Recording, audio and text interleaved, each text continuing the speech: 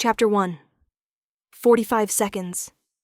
I had 45 seconds before the main course hit the table and the silver bullets hit his chest. My hand shook just enough to smear the ink as I folded the napkin into quarters. Around me, the silver moon hummed with pack power, crystal against china, muted laughter, the rustle of expensive fabric against leather booths. I approached the high table like I was walking toward my own execution. Alpha King Asher Kane sat with his back to the floor-to-ceiling windows, the full moon rising behind him like a crown. He was carved from stone and starlight. Sharp jaw, dark hair, a suit that cost more than my year's wages. His hand rested on the table, fingers drumming a slow, predatory rhythm.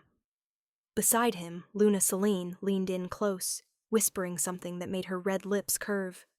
Her diamond collar caught the candlelight, throwing fractured rainbows across white linen. She looked like a woman in love. She wasn't. 20 minutes ago, I'd heard her order his death. The wine cellar wasn't really a cellar. It was a vault beneath the restaurant, all climate control and soft lighting. I'd been sent down to grab a 2015 vintage for table 7, threading past bottles when I heard voices. Female. Sharp. Speaking in the old tongue. The formal pack language reserved for rituals and secrets. Shotalak Meta. Veshna Alviero. Yes, he's at the high table by the glass. I froze between the Bordeaux and Burgundy, my hand still on the bottle I'd been reaching for. Gli altri sono già in posizione. The others are already in position. My pack language was basic, enough to understand ceremony, not conspiracy. But I caught fragments. High table, glass wall, position. Uno al bar, 3 vicino alla cucina. 1 at the bar, 3 near the kitchen. Then she switched to something harsher, more guttural. Russian, maybe. The tone was unmistakable. This wasn't conversation. It was confirmation. A countdown. Heels clicked toward the stairs. I pressed myself against the wine rack, praying the shadows would hide me. Through gaps between $1,000 bottles, I caught a glimpse of her. Tall, elegant, wearing white silk. Dark hair swept up. Diamond collar gleaming. Luna Celine.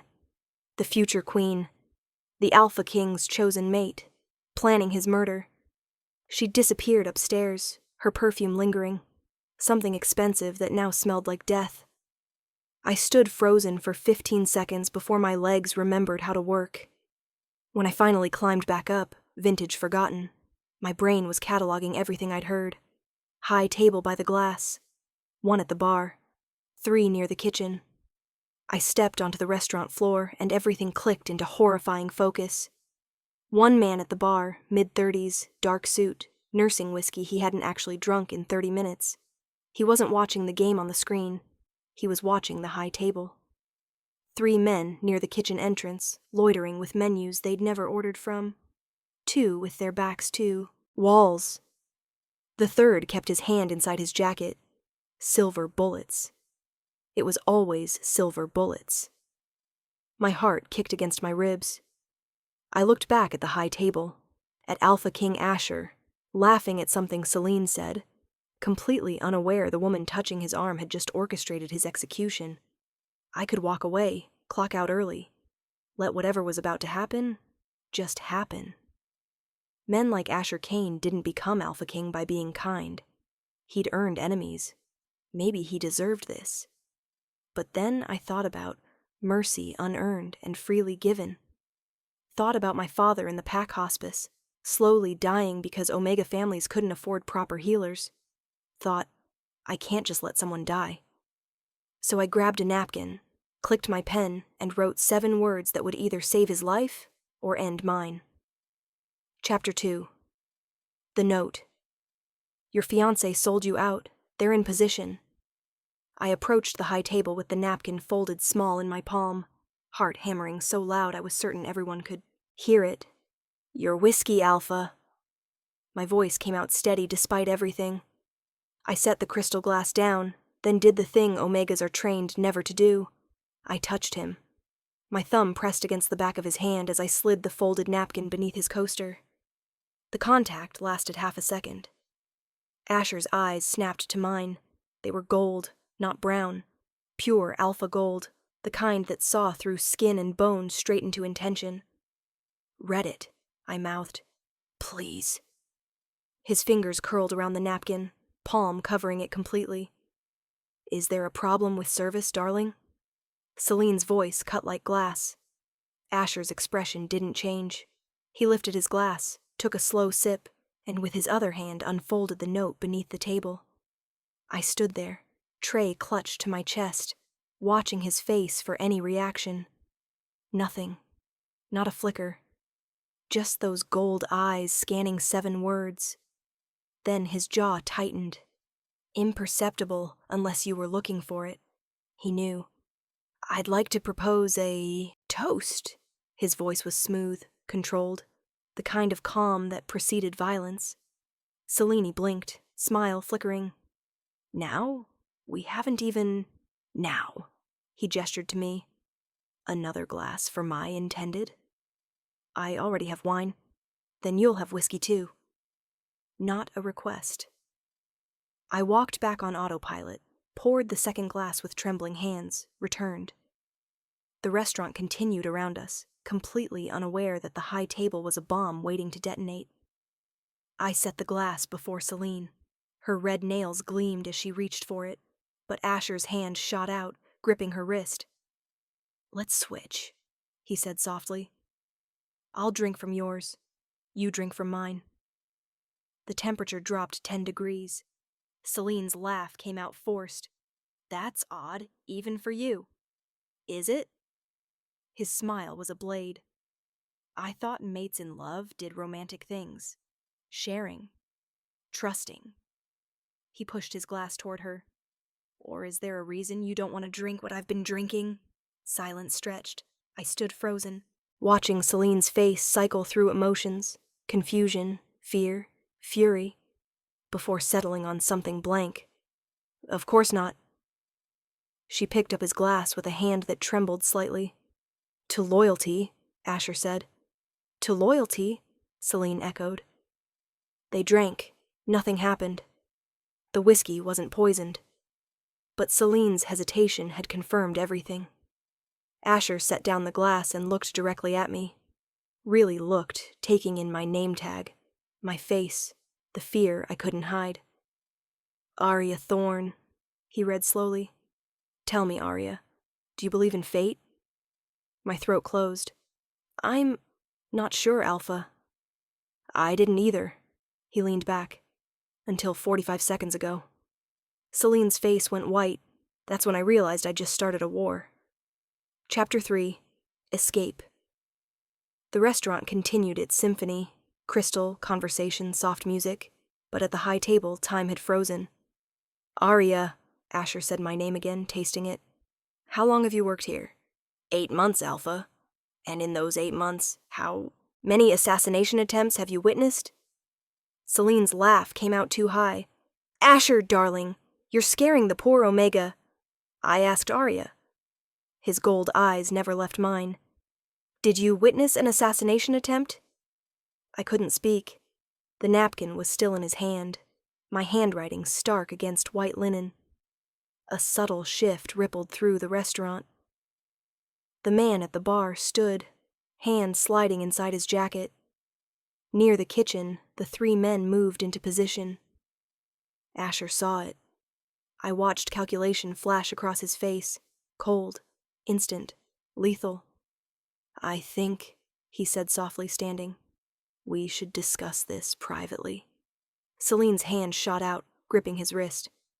"We haven't had the main course. I've lost my appetite."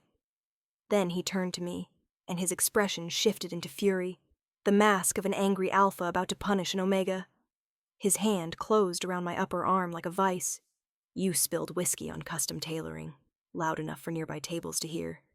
I hadn't, but the lie crystallized, giving him reason to manhandle me away without raising alarm. "I'm so sorry, Alpha. Sorry doesn't pay for damages." He yanked me forward and I stumbled. The violence in his grip was real enough to make me gasp. Theatrical enough to make other diners look away. He pulled me toward the kitchen, moving fast. Behind us, Selena's voice cut through. Asher, don't be ridiculous. I'm going to speak to her manager.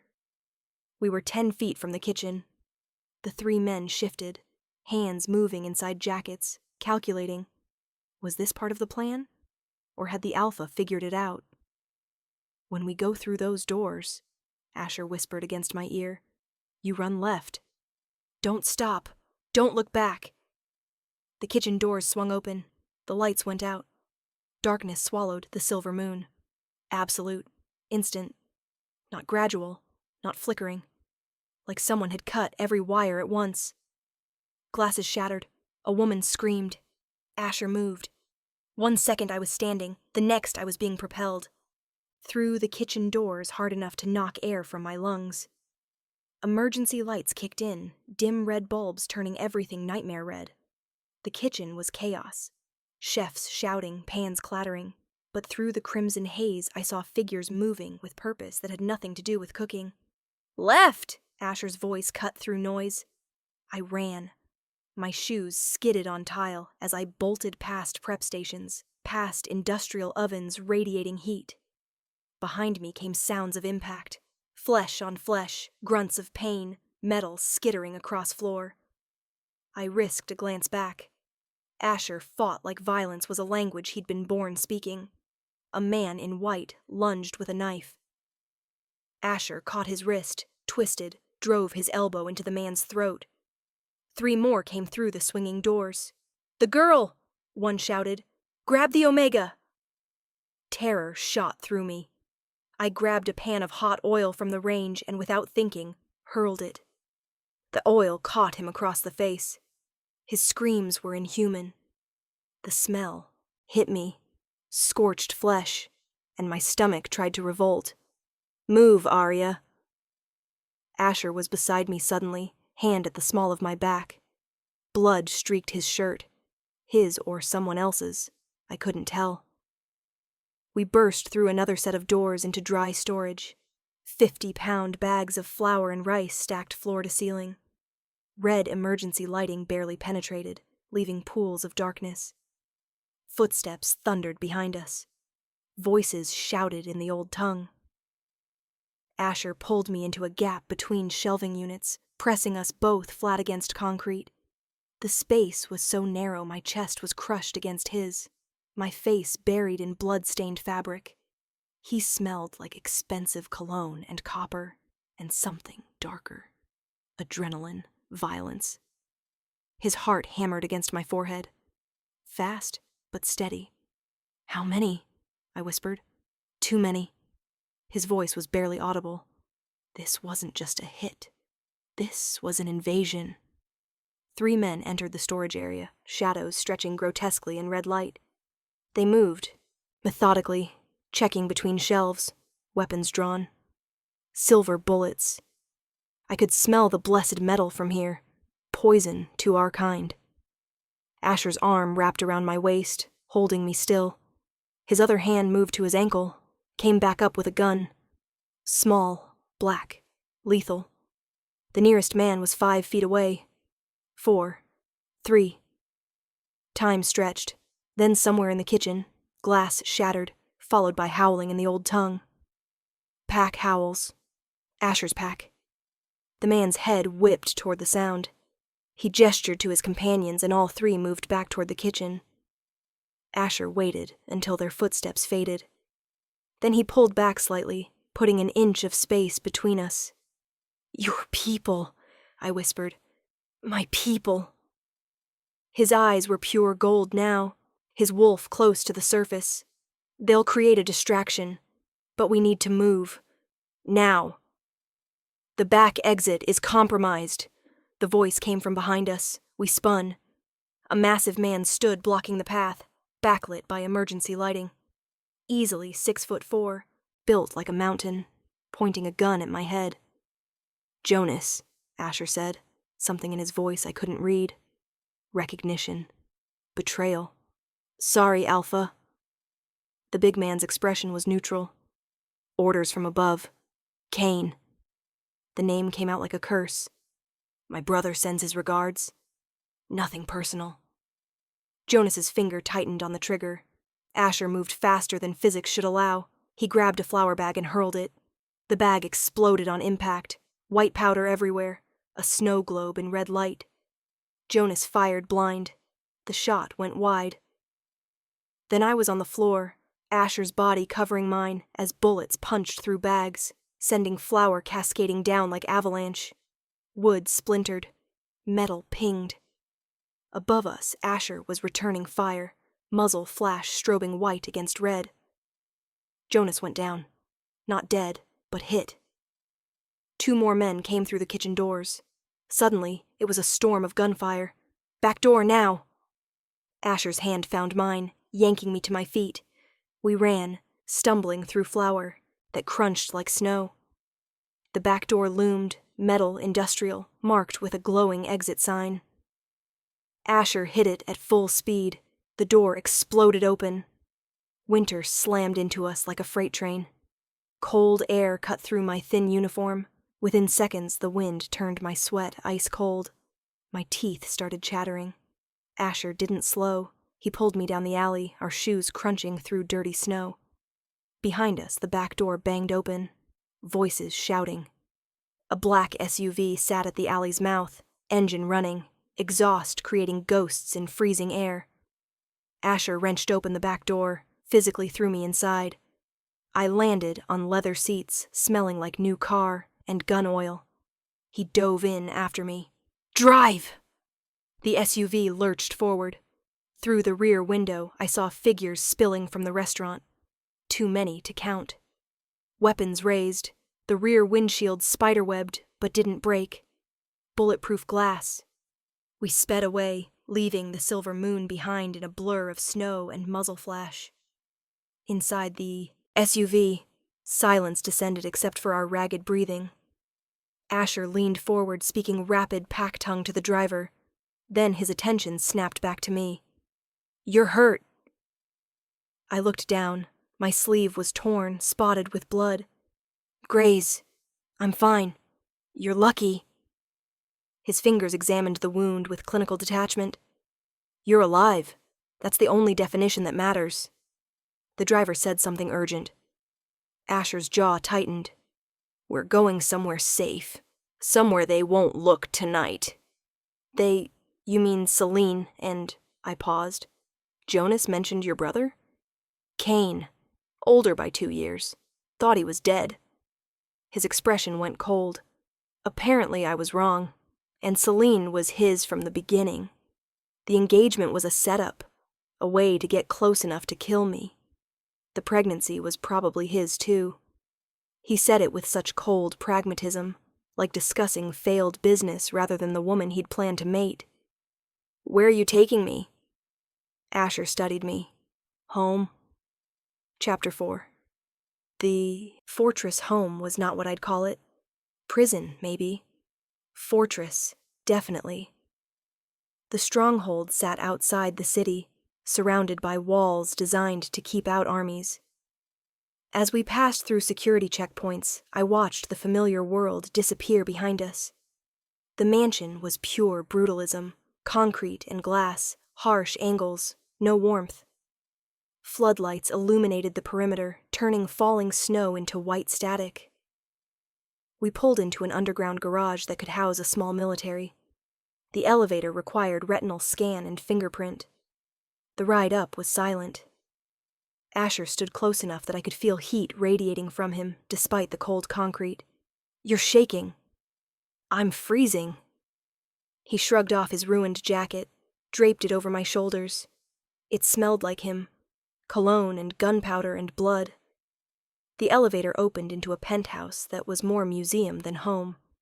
Floor-to-ceiling windows overlooked darkness. The furniture was minimal, expensive, arranged with geometric precision. Everything was gray. 3 men in tactical gear waited, all armed. They spoke rapid pack tongue, reports from the way Asher's expression darkened. He barked orders. 2 men left. The third approached me. Phone. I blinked. What? Your phone. Asher's voice was flat. Give it to him. Why? Because I said so. Anger spiked through exhaustion. I need to call my father. Your father is fine. I had my people checked 20 minutes ago. He's asleep in the hospice, completely unaware his daughter just participated in a shootout. That doesn't mean I don't need my phone. Arya. He didn't raise his voice, but the command was absolute. Now. I wanted to refuse, but the man in tactical gear was waiting, and Asher was watching with those gold eyes that calculated everything. I pulled the phone from my apron, placed it in the man's palm. He took it without a word and left. Suddenly it was just Asher and me in all that gray space. You can't keep me here, can I? He poured amber, liquid, into a crystal glass. What's your alternative? Walk into the snow and hope the Volkov pack doesn't find you? Go home and wait for someone to put silver through your door? I didn't do anything wrong. You saved my life. In my world, that makes you valuable or dangerous. Sometimes both. He moved toward me. The people who tried to kill me tonight don't care that you were an innocent bystander. They care that you cost them power, and they'll want to know exactly what you heard. He stopped inches away.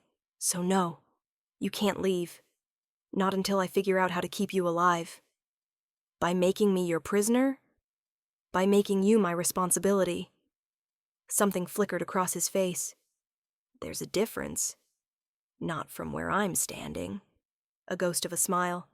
You're very brave for someone who served tables 2 hours ago. And you're very arrogant for someone who almost died tonight. The smile widened fractionally. Almost doesn't count. You either survive or you don't. Despite everything. I almost laughed. Then his hand came up, fingers brushing my jaw with unexpected gentleness. He tilted my face toward light, examining the graze on my arm, the flower still in my hair. You need to clean up and eat.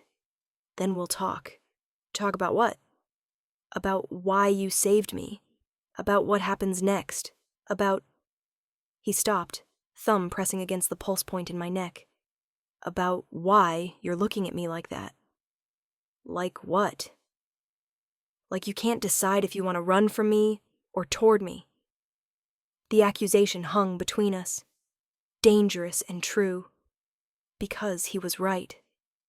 Somewhere in chaos and terror, something had shifted.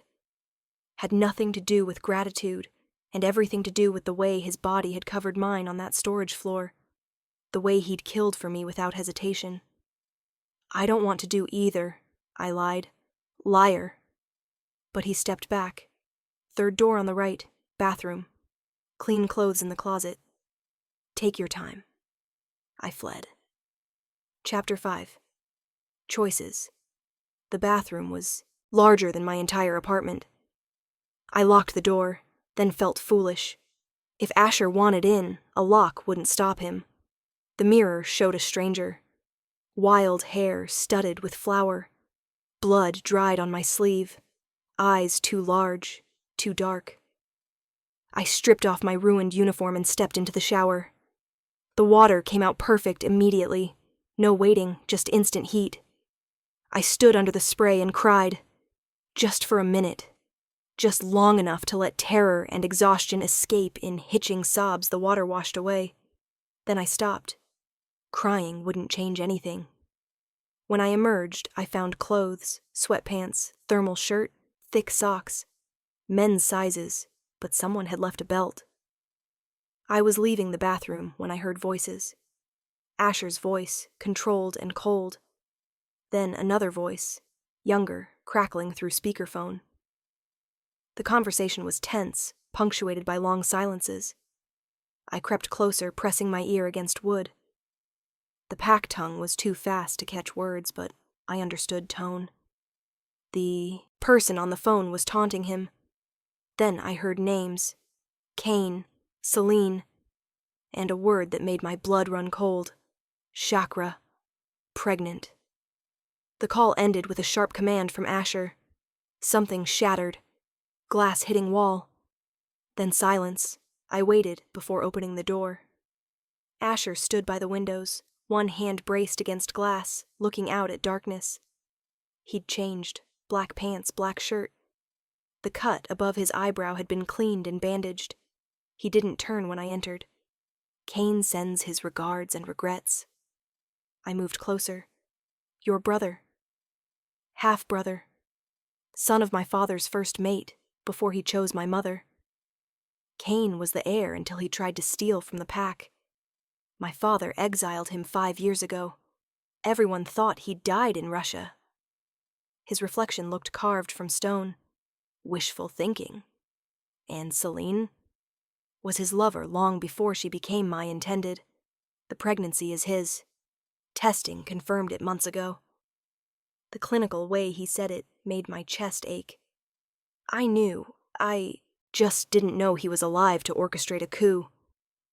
You knew she was carrying another man's child, and you were still going to mate her? It's politics, Arya. Power, alliances, territory. He finally turned. Love has nothing to do with it, but betrayal, that's personal. His smile was a blade. Very.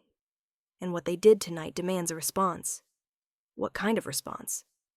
The kind that ends with my brother's empire burning and Selene in the ground beside him. The casual promise of violence should have terrified me. Instead, I heard myself ask, "What do you need me to do?" Asher's expression shifted. Surprise, calculation, something like respect. You want to help me? I want my father safe. I want to go home without looking over my shoulder. And I stopped, surprised by the truth. I want them to pay for what they did, for the people they killed, for the life you would have lost if I hadn't been in that cellar. He moved closer until we stood in the same charged space. You're not what I expected, Arya Thorne. What did you expect? Tears, hysterics, demands to be released. His hand came up, fingers brushing a damp curl from my face. Not offers to join a war. I'm full of surprises, so I'm learning. His thumb traced my jaw. But understand, if you stay, if you help me, there's no going back. The moment you walked up to that table with a note, you stepped into my world. And my world doesn't let people go. The warning should have scared me, should have made me demand my phone back, demand he call me a cab. But I'd watched him fight tonight. Watched him kill without hesitation. Watched him move through violence like his body knew the steps by heart. And I'd felt something on that storage floor with bullets flying overhead. Not just fear, not just adrenaline, but recognition. Like my soul had been waiting to meet someone just as trapped, just as desperate to survive. Then I guess I'm not going back, I whispered. His eyes darkened. No, I guess you're not.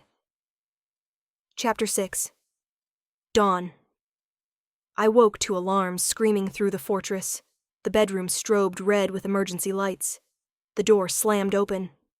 Asher filled the frame, dressed in tactical gear, a gun in each hand. Get up, now. We're compromised. I stumbled out of bed. What's happening? They found us. He grabbed my wrist, dragging me toward the door. Impossible. Apparently not impossible enough. We were moving fast through the penthouse.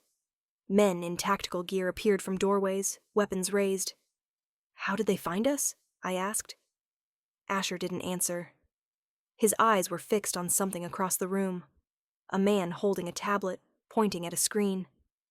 Then his gaze swung to me. Suspicion. Cold, calculating suspicion. You, he said softly. You led them here. What? No. Search her. 2 men appeared, hands professional as they patted me down. Clear, one reported. Then how? Asher grabbed my shoulders. How did they find us, Arya? Who did you call? Nothing. You took my phone. The man with the tablet approached, showing a GPS map with a blinking red dot. Asher's eyes narrowed.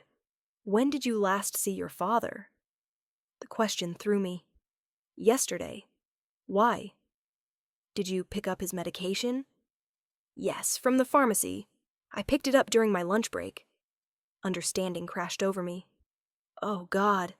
The medication. Asher was already moving, pulling me toward an SUV. They tagged it, betting you'd have it when things went down. But I didn't bring it here. Your purse. His voice was flat. From the restaurant. The medication was in your purse. Memory crashed back. My bag from my locker. The medication I'd planned to drop at the hospice after my shift. I'd forgotten about it completely. I didn't know, I whispered. I swear. The man with the tablet held up an evidence bag. Inside was pharmaceutical packaging with my father's name. Your purse was in the car from the restaurant. Understanding hit like ice water. The Volkov pack had tagged my father's medication days ago, anticipating I might witness something, covering contingencies, and I'd led them straight here. I'm sorry. Sorry doesn't bring back my men. Asher's jaw was clenched. Do you have any idea how many people died because you didn't mean to? I said I'm sorry. Sorry doesn't bring them back. He grabbed my wrist, and I saw the gun in his other hand. Give me one reason why I shouldn't put silver through you right now. The driver said something sharp in pack tongue, a warning. Asher ignored him. Terror locked my throat. But beneath terror was something else. Anger. Defiance. Because my father didn't ask for any of this, I said. Because he's dying in that hospice with machines breathing for him. And if I die, he doesn't get his next dose. I grabbed his wrist, pressing the gun barrel against my chest. So do it. Put silver through my heart. But before you do, send someone to make sure James Thorne gets his medication. Because he's the only innocent person in this entire mess. We stared at each other, both breathing hard. Outside, the city blurred past. The man with the tablet spoke, urgent, pleading. What did he say? I whispered. He said the tracker's destroyed. We're clean. Good. He also said I'm an idiot if I kill the only witness who can identify Celine's voice. Confirm the plot. Am I going to testify? You're going to do whatever keeps you alive. He lowered the gun slowly. And what keeps you alive is being useful to me. Then use me. Stop waving that gun around and use me. I heard everything in that cellar. Names, times, locations. I can tell you everything if you stop threatening me long enough to listen. Something shifted in his expression. Rage banking, calculation returning. Your father. The hospice. Yes. Asher pulled out his phone, spoke rapid pack tongue. I heard my father's name, the address, medical instructions. When he hung up, his eyes found mine again. I've sent a team. Round-the-clock care. The best healers. Relief hit so hard my vision blurred. Thank you. Don't thank me. His expression was ice. I bought his medical debt 3 months ago. The hospice he's in, mine, has been for years. Money laundering, shell companies. He paused. I own his debt, his treatment, his next breath. The relief curdled. Which means I own you, Arya. Not because I'm cruel, but because that's how leverage works. You bastard. Yes, but I'm the bastard keeping your father alive, so perhaps save the moral outrage. I wanted to hit him, to claw at that perfect face, but he was right. Hating him didn't change the math. My father's life was in his hands. Chapter 7. War, the safe house, was industrial, temporary. Asher led me to a second-floor room with a single bed and bars on windows. Not quite a cell. Close enough. Stay here, don't try to leave. Or what? He paused in the doorway. Or I'll kill you, and then your father dies anyway, when the machines get unplugged. The door closed. A lock clicked. I stood in that bare room and felt the full weight crash down. I was trapped. My father was a bargaining chip, and the man I'd saved had revealed himself to be exactly what everyone assumed, a monster who measured lives in terms of utility. I should have let him die, but I hadn't, and now I had to live with that choice. I sank onto the bed and tried not to cry. I failed. Chapter 8. Alliance 3 days passed in that room. 3 days of meals delivered by silent guards. 3 days of staring at barred windows. 3 days of wondering if I'd made the worst mistake of my life. On the 4th morning, Asher appeared. He looked different, tired, worn. The cut above his eyebrow had healed, leaving a faint scar. Get up, we're moving. Where? Somewhere they'll never think to look. His gold eyes held mine. I need your help. The information you heard, it's not enough. I need you to testify, to the Pack Council, to identify voices, to help me dismantle everything Kane's built. And if I refuse, you won't. Not a threat, a certainty. Because you want them to pay just as much as I do. Because your father's life depends on my continued survival. And because, he paused, because you're not the kind of person who walks away when people need her. He was right. Damn him, he was right. What do you need? Something like respect flickered in his eyes. Everything you heard, every word, every name, every detail. I told him. All of it. The conversation in the cellar, the switch between languages, the positions, the timing. He listened without interrupting, occasionally asking for clarification. When I finished, he nodded once. That's enough. We can work with that. And my father? Safe, guarded, being treated by the best healers in the pack. I want to see him. Not yet. Too dangerous. Then when? When this is over? He moved toward the door, then paused. Arya, what you did that night, writing that note, throwing yourself into this mess. It was either the bravest or stupidest thing I've ever seen.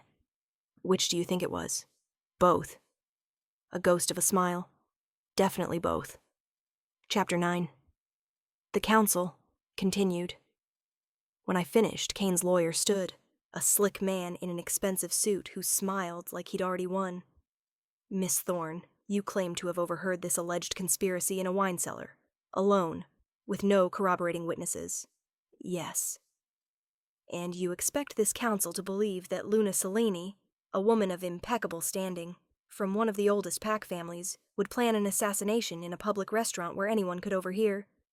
She spoke in the old tongue. She didn't expect an Omega to understand. Convenient. He paced before the council. Or perhaps you misunderstood. Perhaps your basic grasp of pack language led you to misconstrue an innocent conversation. Perhaps, he turned, eyes gleaming.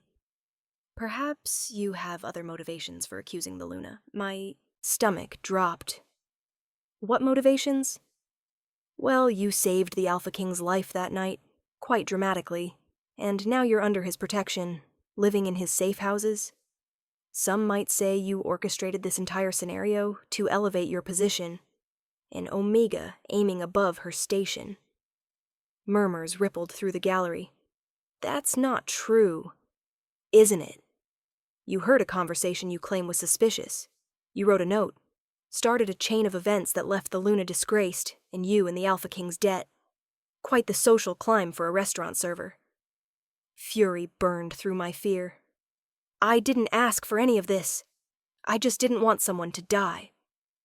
Or did you see an opportunity? The lawyer moved closer. An Omega like you. Father dying, drowning in medical debt, working tables for scraps. Then suddenly the most powerful man in the territory owes you his life. That's quite the reversal of fortune. Enough. Asher's voice cut through the chamber like a blade. He stood from his seat, moving toward the stand with lethal grace. The guards tensed but didn't interfere. Alpha King privilege. Miss Thorne's motivations are irrelevant, Asher said. What matters is whether her testimony is credible. And I have evidence that corroborates everything she heard. He nodded to Darius, his second. The Beta approached the council with a tablet. Security footage from the Silver Moon, audio from the wine cellar.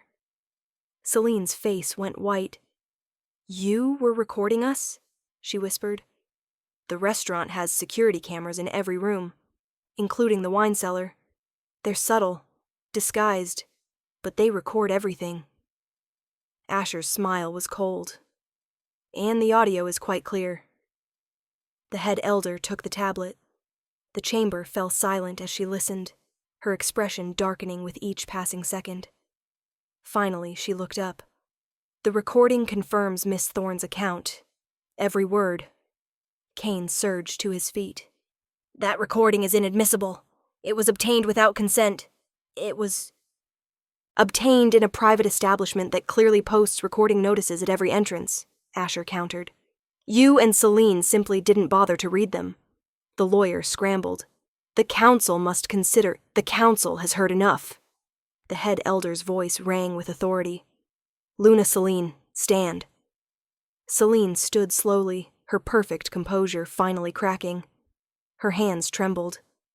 You are accused of conspiracy to commit regicide, of betraying your intended mate, of colluding with a known exile to destabilize pack leadership. How do you plead? Silence stretched. Then Celine's face transformed, the mask of perfection shattering into something ugly, twisted with rage. Guilty, she spat. Guilty and glad of it. You think I wanted to mate with him? To be a trophy for a king who treats love like a business transaction? She turned to Asher, eyes blazing. Kane loved me. Actually loved me. Not my bloodline or my connections. Me. And yes, I helped him. I'd do it again. The admission hung in the air. Then you are sentenced to exile, the head elder declared. Stripped of title, territory, and protection. You have until sunset to leave Packlands. If you return, the sentence is death. Celine laughed, high, broken. Exile? You think that scares me? Kane and I will rebuild. We'll come back stronger. Kane won't be joining you, Asher said softly. Celine froze. What? He's dead. Has been for 3 days. My men found him in Moscow. Silver through the heart. Asher's expression was carved from ice. You're alone, Celine, and you'll stay that way. The color drained from her face. No, you're lying. I don't lie about deaths. He pulled out his phone, showed her a photograph. I looked away, but not before catching a glimpse. A body. Blonde hair matted with blood, eyes open and empty. Celine's scream was inhuman. Guards had to physically restrain her as she lunged for Asher, claws out, face shifted halfway to wolf. You monster! You murderer! I'll kill! You'll do nothing, Asher said, because you have no power here. You never did.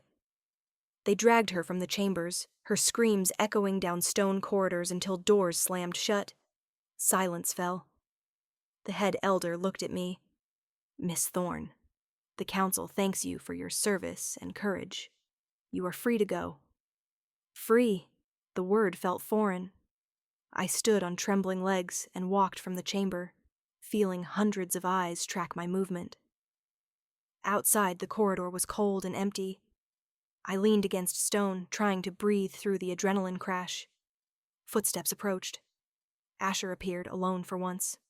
No guards, no weapons visible. It's over, he said. Is it? I looked at him. Really looked. Kane's dead. Celine's exiled. But there will be others. There's always others. Yes, but that's tomorrow's problem. He moved closer. Your father's been moved to a private facility. Best care available. All expenses paid. By you. By me. Because you still own his debt. No. Something shifted in his expression. Because I signed the debt over to you this morning. It's yours now, free and clear. He's your responsibility, not mine. I stared at him. Why? Because you earned it. Because holding people hostage isn't how I want to. He stopped, jaw tightening. Because you deserve better than being my prisoner. So, I can leave. You can leave. He said it like it hurt. Go back to your life, your father. Forget this ever happened. It should have been exactly what I wanted. Freedom, safety, my old life back. But standing there in that cold corridor, I realized something terrifying. I didn't want my old life back. What if I don't want to leave? Asher went very still. Why would you stay? Because, I stepped closer. Because 45 seconds changed everything. Because I've seen you at your worst, and you've seen me at mine. Because running back to tables and pretending none of this happened feels like cowardice. Arya. My name was a warning. You don't know what you're asking. Then tell me. He looked at me with those gold eyes that saw through everything. Staying means danger. It means being a target. It means living in my world. A world where people solve problems with silver and violence. It means watching me make impossible choices and being asked to understand them. I know. You deserve better. Maybe. I reached up, fingers brushing the scar above his eyebrow. But maybe I don't want better. Maybe I want real. Something in him broke. His hand came up, cupping my face with unexpected gentleness. You're either the bravest or stupidest person I've ever met. You've said that before. I mean it more each time. Then he kissed me. Not gentle, not tentative, but desperate and claiming, tasting like coffee and determination. I kissed him back, fingers tangling in his hair, all the fear and adrenaline and connection of the past weeks pouring into this moment. When we finally broke apart, both breathing hard, he pressed his forehead to mine. Stay, he whispered. Not as a prisoner, not as leverage, just stay. Yes, it won't be easy. Nothing worth having ever is. A ghost of a smile touched his lips. My Omega philosopher. Your what? Mine. He pulled back slightly, eyes searching my face. If you'll have me. If you can accept what I am. What we'd be together. The formal proposal hung between us. In pack culture, this was everything. An alpha king claiming an Omega as his mate. I saved your life in 45 seconds, I said. The least you can do is spend the rest of yours making it worth saving. His laugh was surprised, genuine. Deal. Epilogue, 6 months later. The fortress had changed. Someone, probably me, had added color. Warm throws over gray furniture. Art on the walls. Plants that somehow survived despite Asher's claims that everything he touched died. It wasn't a home yet, but it was getting closer. I stood in the kitchen making coffee when arms wrapped around my waist from behind. You're up early, Asher murmured against my neck. Couldn't sleep, too much thinking. Dangerous habit. Says the man who sleeps with 3 phones on the nightstand. He turned me around, gold eyes scanning my face with that intensity that never quite went away. What were you thinking about? The council approved the Omega Healthcare Initiative. Full coverage, free clinics in every district. I know, I signed the budget yesterday. And my father. He's walking again. The doctors say, my voice caught, they say he might actually recover. Arya. His thumb brushed away a tear I hadn't realized had fallen. That's good news. Why are you crying? Because 6 months ago I was serving tables and scrubbing floors, and now I gestured around. I'm here, with you, changing policy, saving lives. It doesn't feel real. It's real. He pulled me closer. You're real. This is real. Even when it's terrifying? Especially then. His phone buzzed, then mine. Then the emergency line on the wall. We both froze. Asher grabbed his phone, listened, his expression hardening. When? A pause. How many? Another pause. I'm on my way. He hung up and looked at me. There's been an incident at the southern border. Rogue pack. Multiple casualties. My stomach dropped. How bad? Bad enough that they're asking for the Alpha King. He was already moving, grabbing his tactical vest from the closet. I need to go. Then I'm coming with you. Arya, Don't. I grabbed my own jacket. We're a team, remember? 45 seconds ago or 6 months ago, it doesn't matter. Where you go, I go. He looked at me for a long moment, then nodded once. Together? Always. We left the fortress as dawn broke over the city, heading toward whatever crisis waited. But for the first time in my life, I wasn't afraid.